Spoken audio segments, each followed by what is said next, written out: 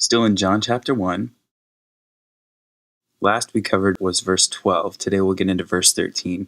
But here's a quick review of verse 12. وَأَمَّا كُلُّ الَّذِينَ قَبِلُوهُ فَأَعْطَاهُمْ سُلْطَانًا أَنْ يَصِيرُوا أَوْلَادَ اللَّهِ الْمُؤْمِنُونَ بِاسْمِهِ. So we had, but all who they received him, so he gave them authority to become children of God. That is, the ones who are believing in his name. And now on to verse 13. الَّذِينَ وُلِدُوا لَيْسَ مِنْ دَمٍ وَلَا مِنْ مَشِيئَةِ الجسد وَلَا مِنْ مَشِيئَةِ الرَّجُلِ بَلْ مِنْ اللَّهِ.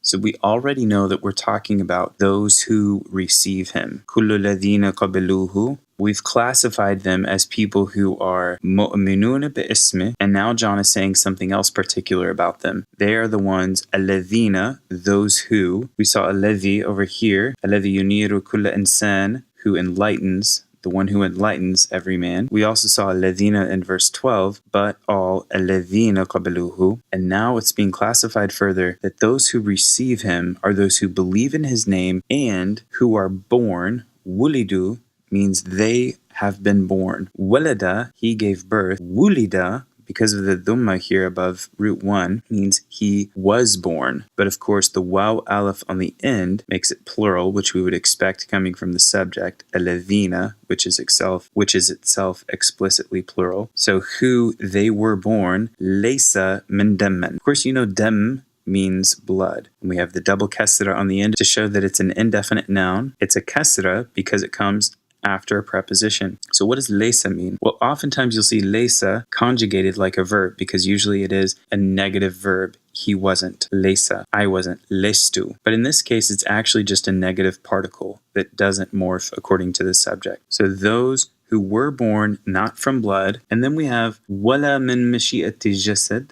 Wala, of course, means nor and not. Min mashi'ati jasad. If you're not sure about the word mashi'a, you'll notice that it's like the word masha'Allah. Masha simply means he desired or he willed. So masha'Allah, God willed or God desired. Mashi'a is will. But in this case, it's the will of, because Mashi'a is term 1 and jasad is term 2 in an idafa. An idafa simply means adding. And in this case, an idafa is when you have a noun followed by another noun. The nouns are made definite by their construct relationship and they're put into. And the second noun has a kasra on the end because it's the idafa. The first noun, mashi'a, actually has a kasra because it follows the preposition min. Jasad means flesh or body. Of course, we repeat almost the same phrase here, but exchanging only the last word, rajul, which everyone knows means man. So these are the ones who were born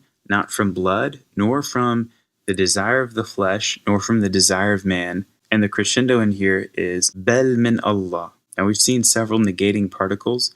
Bel has already come up one time in the middle of verse 8. Lam yakun huwa nur, he was never the light. Bel liyashhad al-nur, but he to testify to the light. Here, not from blood, nor the will of flesh, nor the will of man. Bel min Allah. Of course, Allah has the kasra on the end because it follows the preposition min. And the implicit verb here is wulidu. So, alladhina wulidu min Allah. Those who were born of God. The crescendo verse is obviously going to come next in verse 14. But for now, let's do one last read through of this verse. الذين ولدوا ليس من دم ولا من مشيئة الجسد ولا من مشيئة الرجل بل من الله.